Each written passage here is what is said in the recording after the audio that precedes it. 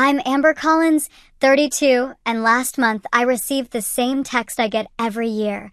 Sorry, honey, not enough space for you at the Lake Tahoe retreat this year. Hours later, I discovered my parents had invited 118 people, all 6 of my siblings with their families, in-laws, cousins, and even friends of friends. For years, I've been the forgotten child despite my successful design career. The pattern was clear. The exclusion was deliberate. This year, I decided, would be different. Before I continue my story, drop a comment letting me know where you're watching from and hit subscribe if you've ever felt like the family outcast. Trust me, you'll want to see how this ends. The Lake Tahoe family retreat wasn't just any vacation. It was a treasured tradition started by my grandparents, Eleanor and Robert Collins, nearly 40 years ago. When I was little, Grandpa Robert would tell stories about how he and Grandma fell in love with the crystal clear waters and towering pines during their honeymoon. One day, he'd say with a twinkle in his eye, "This will be our family's special place." True to his word, they purchased the sprawling lakefront property when I was just 6 years old. That property became the backdrop for countless childhood memories. I remember racing down to the private dock with my siblings every summer morning, our laughter echoing across the water. My oldest brother Jake would organize elaborate scavenger hunts throughout the 10-acre property, while my sisters Amanda and Heather would help Grandma prepare enormous family meals in the rustic open kitchen. The twins, Blake and Brian, were always getting into trouble climbing the tallest pines, and my youngest sister Lily was Grandpa's shadow, following him around as he tended to the gardens. But it was me that Grandpa Robert would take on special artist walks around the property. He'd notice my love for drawing before anyone else did.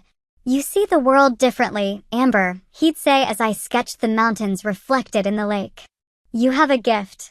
He'd set up a small easel for me on the wraparound porch, and sometimes he'd sit silently beside me for hours as I painted, offering gentle encouragement. "Your art will take you places," Grandpa would say. "Don't let anyone tell you it's not a worthy path." When I announced my decision to attend art school instead of the business program my parents had selected, Grandpa and Grandma were my only supporters. My father, Richard Collins, CEO of a regional banking chain, made no effort to hide his disappointment. "Artists don't pay mortgages," he declared at dinner. My mother, Patricia, always his echo, nodded in agreement. The summer after my sophomore year of college, both grandparents passed away within months of each other. Their absence left a gaping hole in our family, but they'd made certain their beloved Lake Tahoe property would continue bringing us together. They left it jointly to my parents with a letter expressing their wish that the annual family gatherings continue. And continue they did, though the atmosphere changed.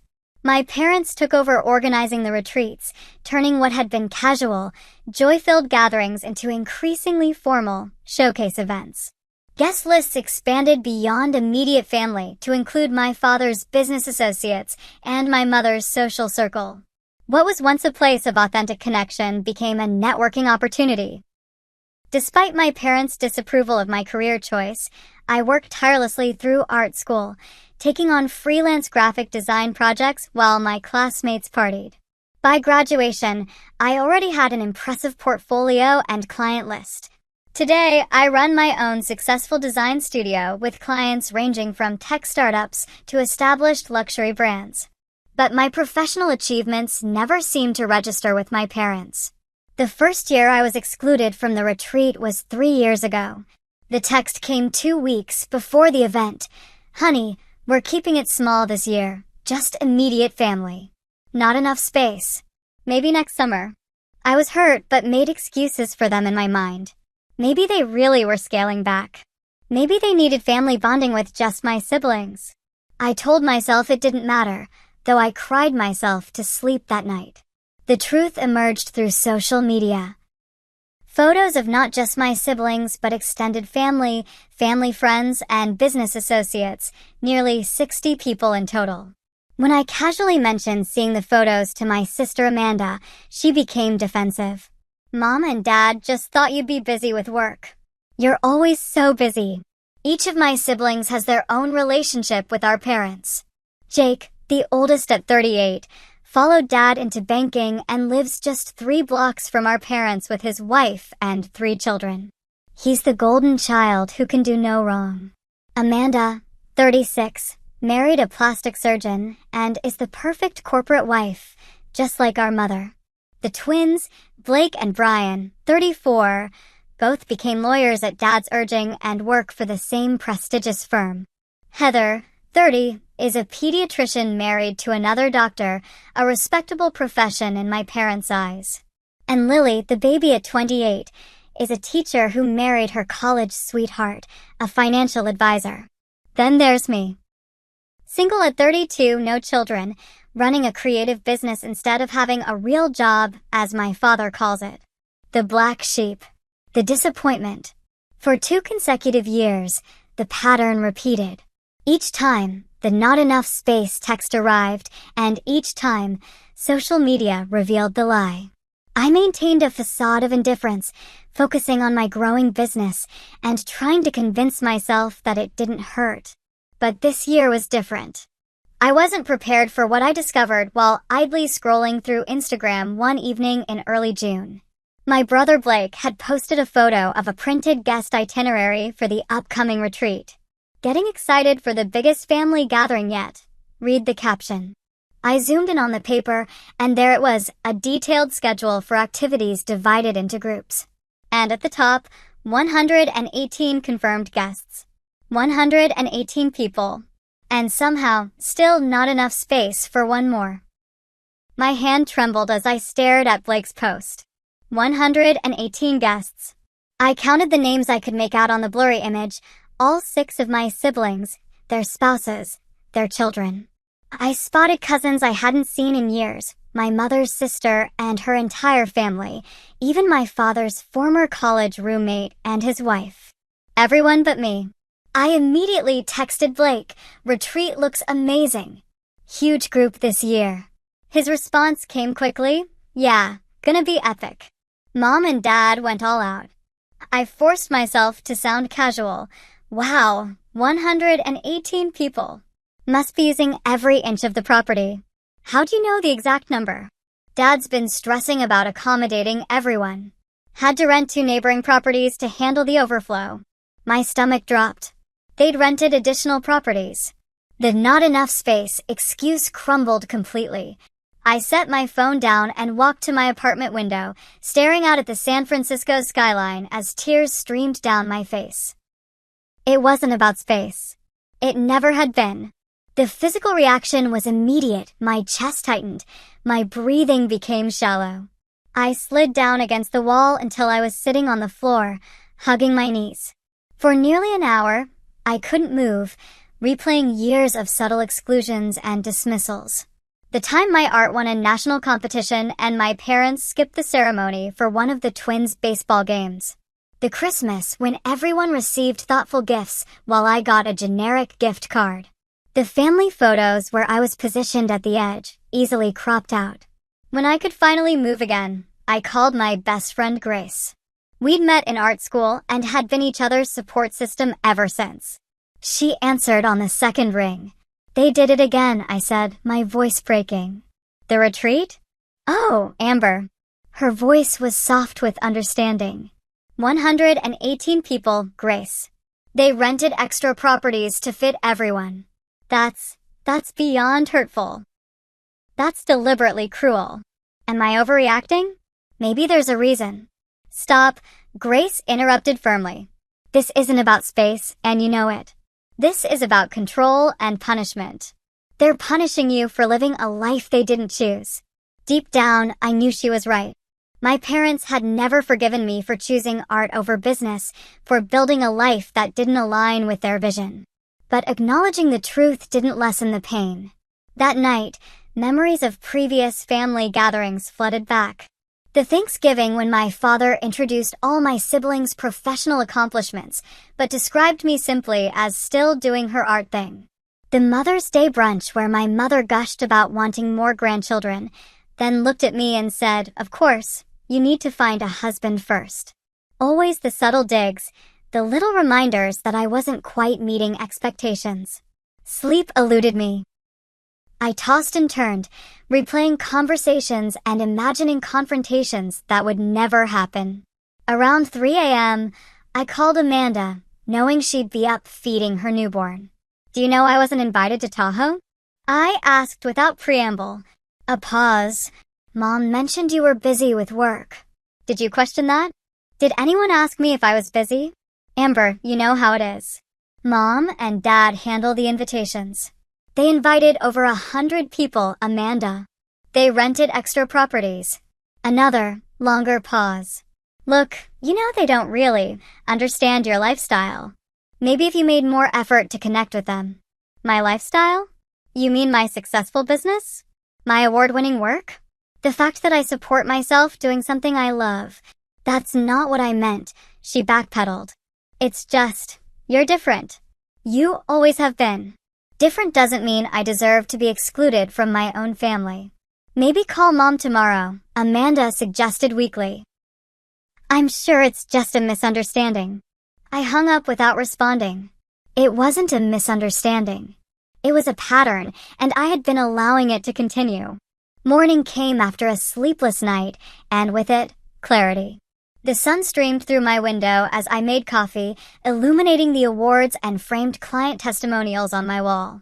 I'd built something meaningful on my own terms. I'd honored my grandparents' belief in me, and I'd been seeking approval from people who would never give it. An idea began to form, not of confrontation or pleading for inclusion, but of something entirely different. If my family couldn't make space for me, perhaps it was time to create my own space on my own terms. My first instinct was pure rage, to call my parents and finally unleash years of hurt, to post the truth on social media for our entire extended family to see, to show up uninvited at Lake Tahoe and force a confrontation. But as I sipped my morning coffee, staring at the photo of my grandparents on my desk, I knew those reactions wouldn't honor who I was or what they had taught me. When people show you who they are, believe them the first time, my grandmother used to say, quoting Maya Angelou. My parents had shown me repeatedly where I stood. No amount of confrontation would change that fundamental truth. Instead of letting anger consume me, I called Diane, my former professor turned mentor in the design industry. Over video chat, I poured out the whole story, my voice occasionally breaking. "I just don't know what to do with these feelings," I concluded. "I can't keep pretending it doesn't hurt." Diane adjusted her iconic red glasses and leaned closer to the camera. "You're a creator, Amber. When faced with destruction, creators build. When faced with exclusion, they include. When faced with pettiness, they respond with magnitude. What exactly are you suggesting?" "If I were you," she said with a small smile, "I'd channel this energy into creating something magnificent, something that would make your grandparents proud and remind you of your own worth." After our call, I found myself researching luxury properties around Lake Tahoe. If my family could rent additional properties, why couldn't I? I wasn't trying to compete, exactly, but the idea of creating my own retreat, my own tradition, suddenly felt empowering. That's when I stumbled upon it, Emerald Bay Estate, a stunning property just 15 minutes from my family's place. 6 bedrooms, panoramic lake views, private beach access, and notably, currently available for the exact week of the family retreat. The rental price made me wince, but I had been saving for a down payment on a condo. This felt more important. The next day, I had lunch with my client Rachel, who owned a successful event planning business. I designed her brand identity and website the previous year, and we'd become friends in the process. "You're really going to do this?" she asked after I outlined my idea. "Create an entire alternative retreat?" "Not just any retreat," I explained, my excitement building. "A creative minds retreat. I could invite friends, clients, fellow designers, people who appreciate creative work. We could have workshops, outdoor activities, amazing food, everything my grandparents' retreats used to have before they became my parents' networking events." Rachel's eyes lit up. "I love it. And I want to help." This is literally what I do for a living. We spent the afternoon brainstorming. Rachel suggested local chefs she'd worked with who could create gourmet meals. I thought of artists and designers who could lead workshops. We mapped out potential activities. Sunset yoga on the deck, boat tours of the lake, hiking expeditions, evening bonfires with music and stories. You'll need a website and social media presence, Rachel said. Make it look professional, exclusive even. I can handle that part, I smiled, already envisioning the design. Over the next week, I secured 2 weeks of vacation time from my studio, transferred a significant portion of my savings to cover the initial deposit on the property, and created a stunning digital invitation. The invite list took careful consideration. Grace was first, of course. Then other close friends from art school and the design world. Clients who had become friends over the years. My roommate from college and her husband. After some deliberation, I also decided to invite Heather and Jake, my 2 siblings who had occasionally shown support for my career and who might appreciate the olive branch. With each name I added, my excitement grew. These were people who valued me for exactly who I was, not who they wanted me to be. People who celebrated my successes rather than diminishing them. People who made space for me in their lives. I built a website for the retreat, complete with stunning imagery of the property, detailed descriptions of the planned activities, and professional biographies of the workshop leaders I'd secured. I created private social media accounts that attendees could follow for updates. Everything was designed with the attention to detail and aesthetic sensibility that had built my reputation in the industry. Of course, doubts crept in during quiet moments. What if no one came? What if the people I invited saw it as a sad attempt to create a substitute family? What if the whole thing was a financial disaster that left me broke and embarrassed? But each time these thoughts surfaced, I reminded myself of what was at stake, my self-respect, my agency, my refusal to continue accepting exclusion as my due. I couldn't control my family's actions, but I could control my response to them. And I chose to respond by creating something beautiful.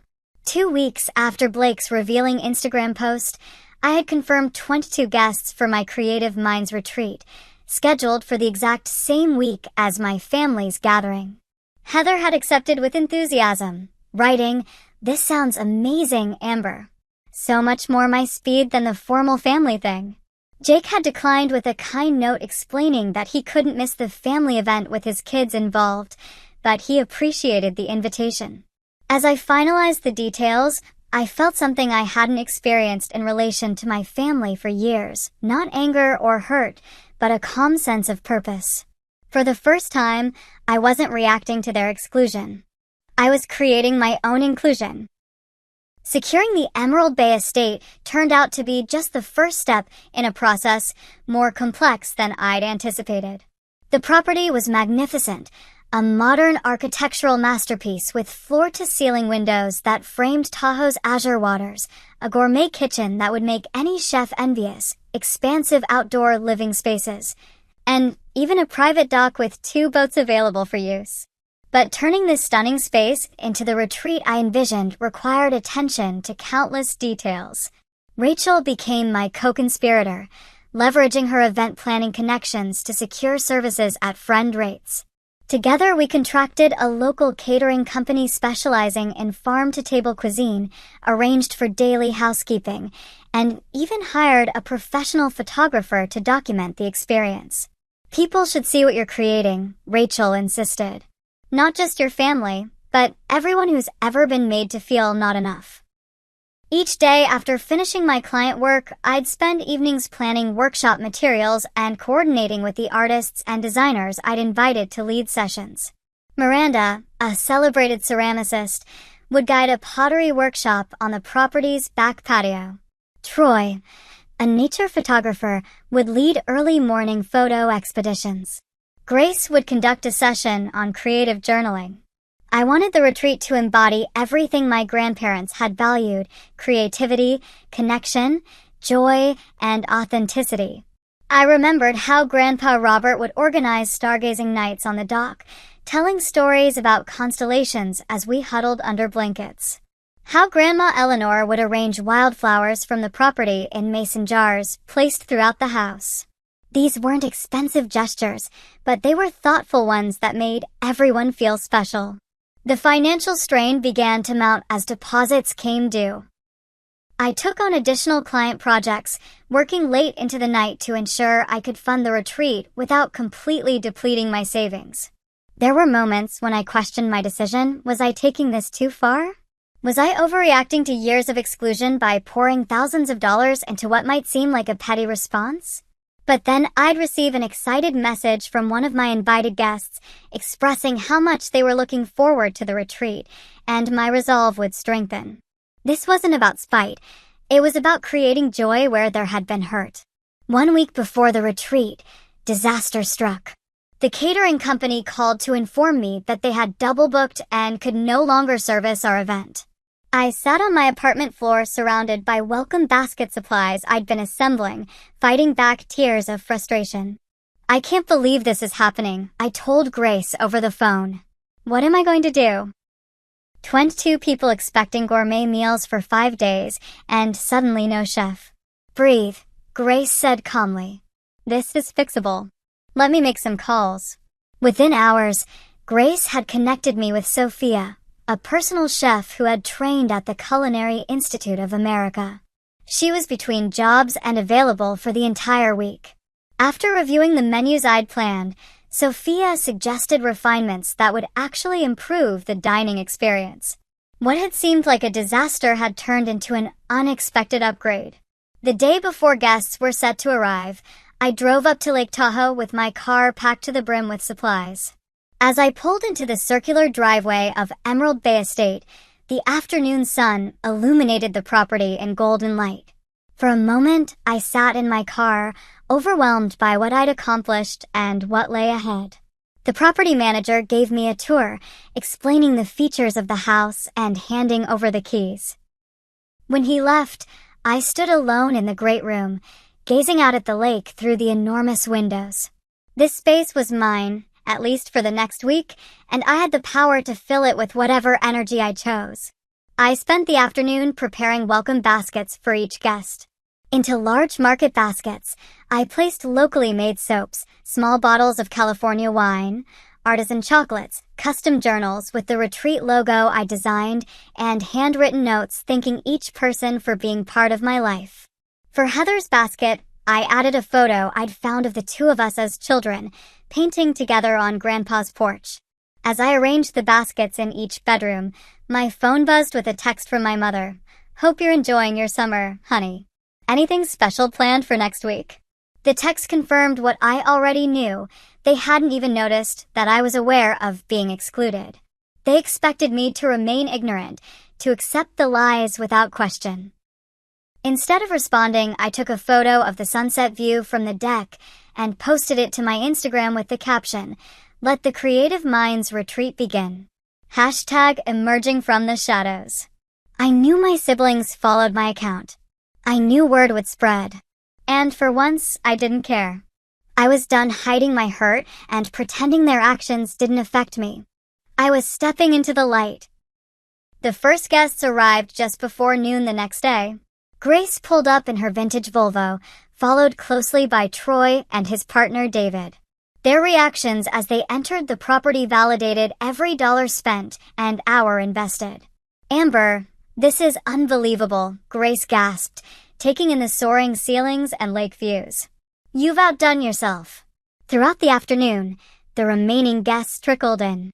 Some I hadn't seen in years, and our reunions were filled with genuine warmth. Everyone marveled at the property, the welcome baskets, the detailed itinerary I'd created for the week ahead. The energy in the house built with each arrival, creating exactly the atmosphere I'd hoped for: creative, expectant, joyful. Sophia, the chef, arrived with assistants and began preparing our welcome dinner as I showed guests to their rooms and helped them settle in. By sunset, all 22 participants had arrived, including my sister Heather, who pulled me into a tight hug. "This is incredible," she whispered. "I had no idea you were planning something so amazing. Did anyone else in the family notice my Instagram post?" I asked quietly. Heather's expression turned slightly uncomfortable. Mom asked if I knew anything about it. I just said I'd be seeing you this week. I nodded, appreciating her discretion. Thank you for coming. It means a lot. Our first dinner exceeded all expectations. Sophia served a multi-course meal featuring locally sourced ingredients, each plate a work of art. We dined at a long table on the deck, string lights twinkling overhead, the conversation flowing as freely as the wine. I stood to welcome everyone officially, my heart full as I looked at the faces of people who had chosen to be there, who had made space for me in their lives. To creativity, to connection, and to creating our own traditions, I toasted, raising my glass. As the evening progressed, I noticed guests taking photos and posting them on social media.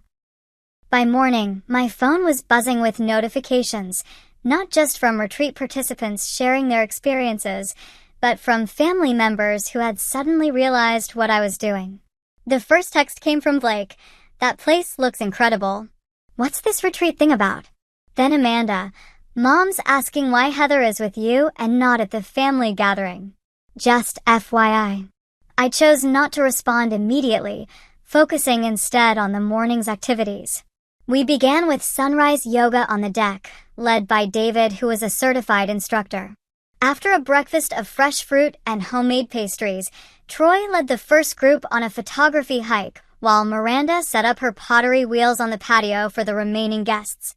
Throughout the day, I was too busy and genuinely engaged to check my phone often, but when I did, the messages had multiplied. My brother Brian had texted, "Saw your posts. Looks amazing. Didn't know you were planning something for this week." The subtext was clear. He was wondering why he hadn't been invited. The most surprising development came on the third day of the retreat. We were returning from a boat tour of the lake when I spotted an elegant older woman waiting on the dock. It took me a moment to recognize my grandmother's sister, Eleanor, after whom I had been named. "Great Aunt Eleanor, what are you doing here?" I exclaimed, helping her to her feet. "I saw photos of this place on that Instagram thing," she said, waving her hand dismissively. Recognized the view. "I was supposed to be at your parents' gathering, but this looked far more interesting." At 84, Great Aunt Eleanor had always been the family rebel, traveling the world as a journalist when most women of her generation were expected to stay home. She had been close to my grandparents and had always shown special interest in my creative pursuits. That evening, Eleanor and I sat on the deck, after most guests had retired, sharing a bottle of her favorite scotch. "Your grandparents would be proud of you," she said suddenly. Not just for this, she gestured at the property, but for staying true to yourself despite Richard and Patricia's disapproval. "You know about that?" I asked, surprised. "Of course I do. I've watched them favor your siblings for years." Robert and Eleanor saw it too. It broke their hearts. The validation from someone who had known and loved my grandparents brought unexpected tears. "I've tried so hard to earn their approval," I admitted. "Some people's approval isn't worth earning," Eleanor said firmly. "Your grandparents understood that creativity isn't just a career choice, it's a way of seeing the world. They saw that in you from the beginning." The conversation with Eleanor centered me, reminding me why I'd created the retreat in the first place. It wasn't about proving something to my parents. It was about honoring the parts of myself they couldn't or wouldn't value. The next day, as we were gathered for lunch, my phone rang with my mother's number. I let it go to voicemail, but she called again immediately. On the third call, I excused myself and answered. "Amber, where are you?" My mother's voice was tight with controlled anger. "Eleanor was supposed to arrive at the retreat yesterday, but she's not answering her phone." "She's here, Mom." "With me." A long silence followed. "What do you mean with you?" "Where is here?" "I'm hosting my own retreat this week." Great Aunt Eleanor decided to join us instead. "You're in Tahoe?" The shock in her voice was almost comical. "But we told you there wasn't enough space." "I know exactly what you told me," I interrupted, keeping my voice level. "And I know you invited 118 people and rented additional properties. I decided to make my own space. Another long pause. We need to talk about this. Your father and I are coming over. Before I could protest, she had hung up. I returned to the group, trying to maintain my composure, but Grace immediately noticed something was wrong.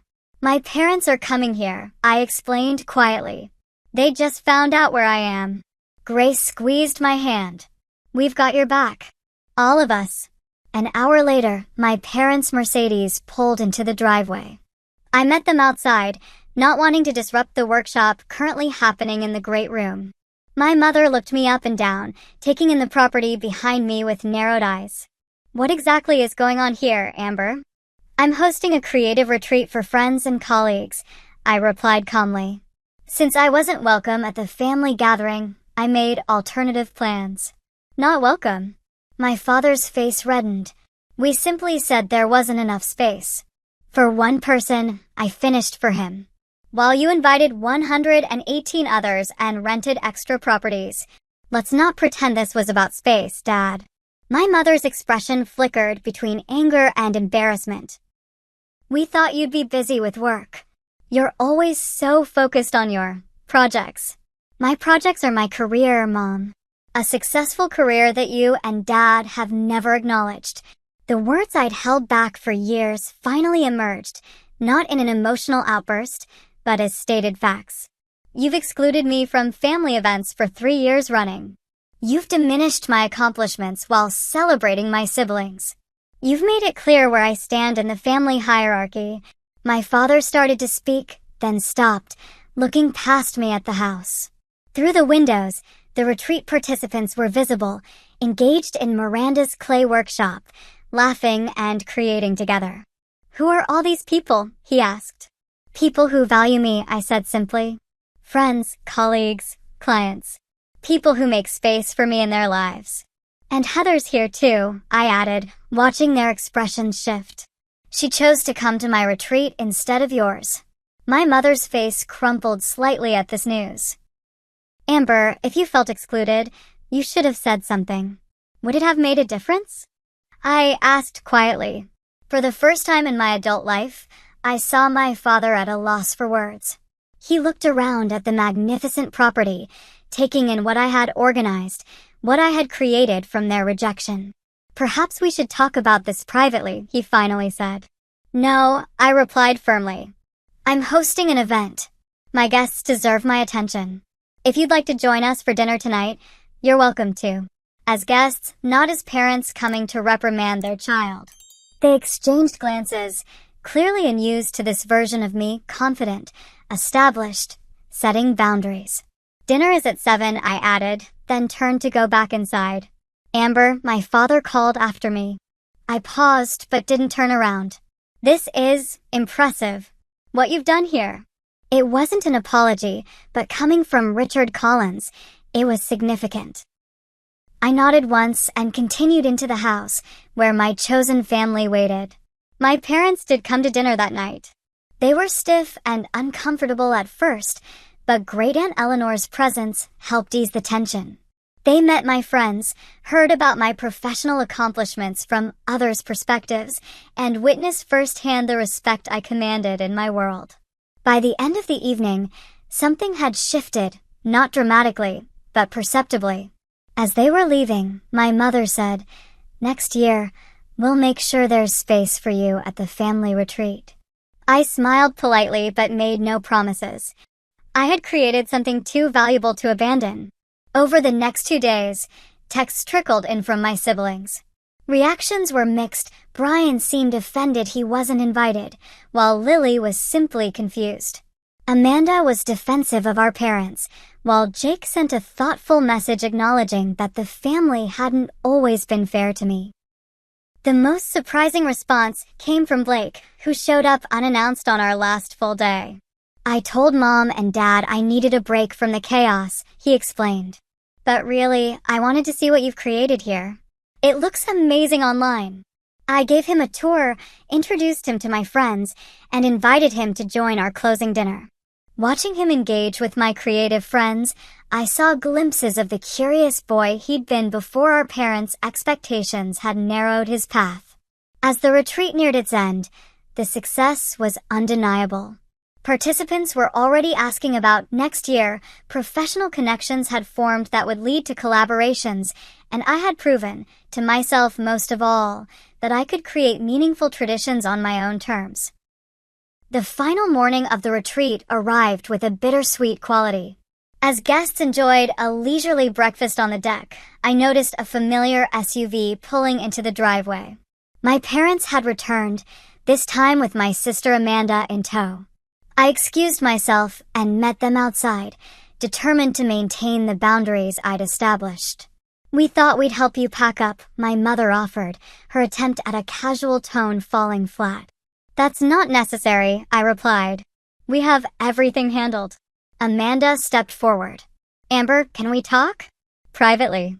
I hesitated, then nodded, leading them to a secluded corner of the property's garden. The morning sun filtered through the pines, creating dappled shadows on the ground between us. "This has gotten out of hand," Amanda began. "You've made Mom and Dad feel terrible." "That wasn't my intention," I said honestly. "I simply decided to stop accepting exclusion as my due." "There was a misunderstanding about space," my mother started. "Mom," I interrupted gently but firmly, "we both know it wasn't about space. It's never been about space." My father, unusually quiet, finally spoke. "You're right." The simple admission hung in the air between us. My mother looked at him in surprise. "You're right," he repeated, meeting my eyes directly. "We've favored your siblings. We've dismissed your career. We've excluded you because we've been disappointed that you didn't follow the path we wanted for you." His honesty, however painful, was refreshing. "Thank you for acknowledging that," I said. "But this," he gestured toward the house, "this event you've created, with these successful people who clearly respect you, it's made me realize we've been wrong." My mother dabbed at her eyes with a tissue. "We didn't understand your world, Amber. It seemed so unstable compared to what your siblings chose." "You never tried to understand," I pointed out. "You never came to my gallery showings or asked about my clients or celebrated my achievements." "You're right about that too," my father admitted. "And he stumbled over the words, "I'm sorry." Coming from Richard Collins, those words were as rare as snow in July. I felt something tight in my chest begin to loosen. "I can't promise things will change overnight," he continued. "But I'd like to try to understand your world better." Amanda looked between us, clearly uncomfortable with our father's uncharacteristic vulnerability. "So, will you come to the family retreat next year?" she asked, attempting to move past the emotional moment. I considered her question carefully. "I'm not sure. I might host my own retreat again. It's been healing. Perhaps we could coordinate the dates," my mother suggested. "So they don't conflict. You could attend both, or at least part of each." It was a small olive branch, but a genuine one. "I'd consider that," I replied. At that moment, Grace appeared at the garden entrance. "Sorry to interrupt, but we're ready for the closing circle whenever you are." "I'll be right there," I told her, then turned back to my family. "You're welcome to join us for our closing ceremony if you'd like." As participants, not observers. To my surprise, my father nodded. "We'd like that." As we walked back to the house, Amanda whispered, "Blake hasn't stopped talking about yesterday. He said it was the most relaxed he's felt in years." The closing circle was a tradition I'd borrowed from my art school days, a chance for participants to share reflections on their experience. We gathered in the great room, sitting on cushions in a circle, each person taking turns to speak. When it came to my parents' turn, my father cleared his throat awkwardly. "I'm not much for public speaking unless it's about quarterly projections," he began, eliciting gentle laughter. "But I want to thank Amber for allowing us to be part of this. It's opened my eyes to a world I didn't understand before." After the ceremony, as guests began to pack and exchange contact information, my parents pulled me aside. "We'd like you to come to dinner next week," my mother said. "Just us. To talk more." I agreed, but added, "I need you to understand something. I'm not going to change who I am or what I do to earn your approval. That's not on the table." "We know," my father said, surprising me again. "Maybe it's we who need to change." After they left, I rejoined my guests for our final lunch. Great Aunt Eleanor sat beside me, her eyes twinkling with mischief and wisdom. "You know," she said, taking a sip of her iced tea, "sometimes the family you create is more important than the family you're born into." I looked around at the table filled with people who had chosen to spend a week supporting and celebrating each other. "I think you're right. But," she added, patting my hand, "it's nice when both can coexist." Give them a chance, Amber. Not for their sake, but for yours.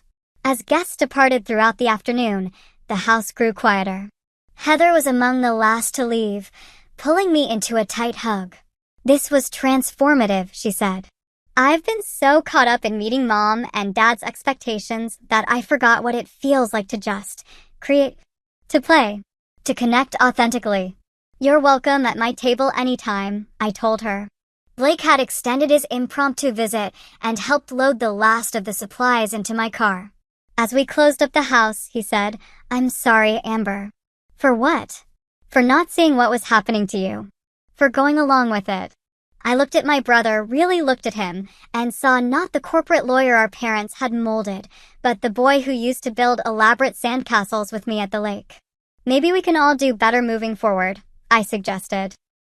By sunset, I was alone on the deck of Emerald Bay Estate, watching the golden light fade from the water.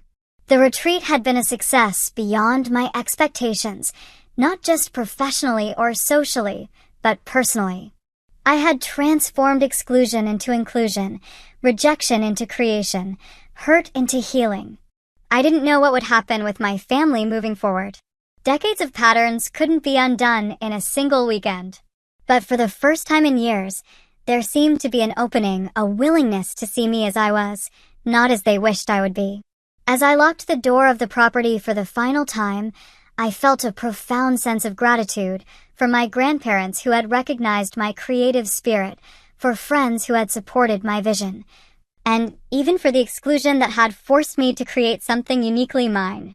Whatever happened next, I knew this truth. I would never again make myself smaller to fit into spaces too narrow to hold all of who I was. The drive back to San Francisco gave me time to process everything that had happened. The mountain roads wound down from Tahoe's elevation, each curve bringing me closer to my everyday life, but with a new perspective. The retreat hadn't just been a one-week event, it had been a turning point. When I arrived home, my apartment felt different, not physically, but energetically. The space that had witnessed my tears of exclusion now held the confidence of someone who had transformed rejection into creation. I unpacked slowly, each retreat item, the leftover welcome basket supplies, the printed itineraries, the group photos, a tangible reminder of what I'd accomplished. The responses from guests began flooding in the next day.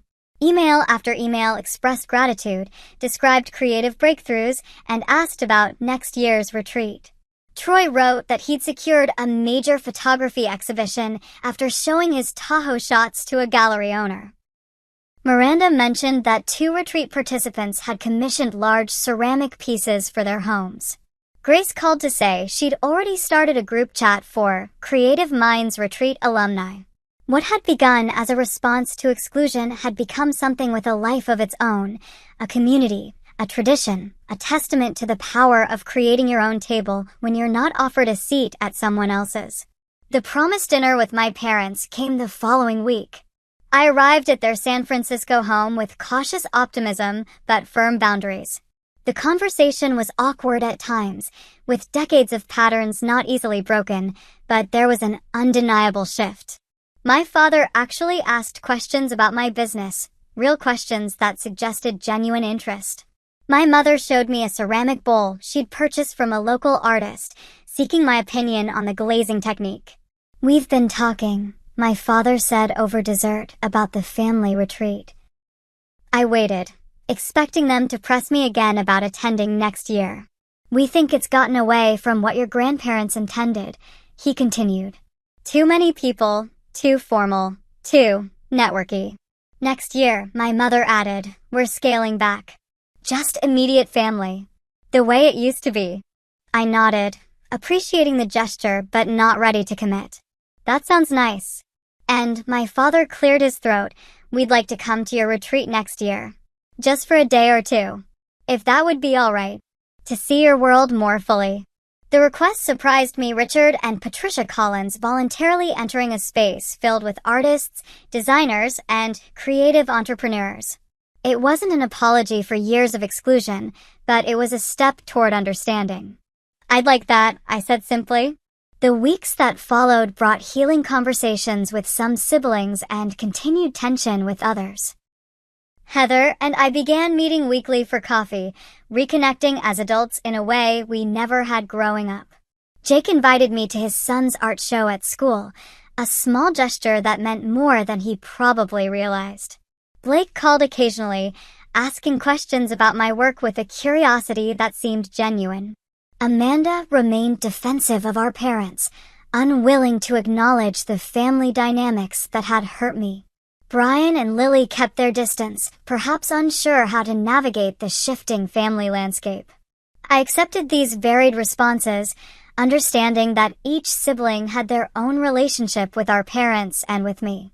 I also began seeing a therapist, something I'd considered for years, but had always pushed aside with work excuses.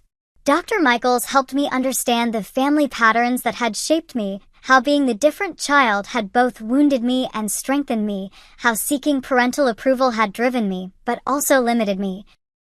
The retreat was a pivotal moment, she observed during one session. You stopped asking for inclusion and created it for yourself. That's immensely powerful. The professional impact of the retreat surprised me most of all. Participants had shared their experiences on social media and in industry circles, leading to new client inquiries and collaboration opportunities. My studio received feature coverage in a major design publication, with the retreat mentioned as an example of creative community building. I was invited to speak at design conferences about fostering creative communities, a new direction I hadn't anticipated. 3 months after the retreat, Great Aunt Eleanor called with unexpected news. I've been thinking about Robert and Eleanor's wishes for the family property, she said. It was never meant to be a status symbol or networking venue. It was meant to nurture creativity and connection. I know, I agreed, remembering the days when my grandparents were alive. I've spoken to the family trust lawyer, she continued. As the last surviving sibling, I have some say in how the property is used. I've requested that 1 week each summer be designated for a creative retreat under your direction. I was speechless, tears springing to my eyes. Your grandparents saw your gifts from the beginning, Eleanor said gently. This is what they would have wanted. The trust lawyer confirmed the arrangement the following week. My parents, surprisingly, didn't fight it. Your retreat was impressive, my father acknowledged when I called to discuss it. Maybe it's time the property hosted something meaningful again.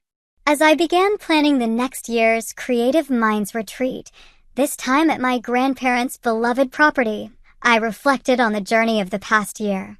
What had begun with the pain of exclusion had led to the creation of something more valuable than mere inclusion in someone else's event. I had learned that sometimes rejection is redirection. That creating your own path can be more fulfilling than following someone else's.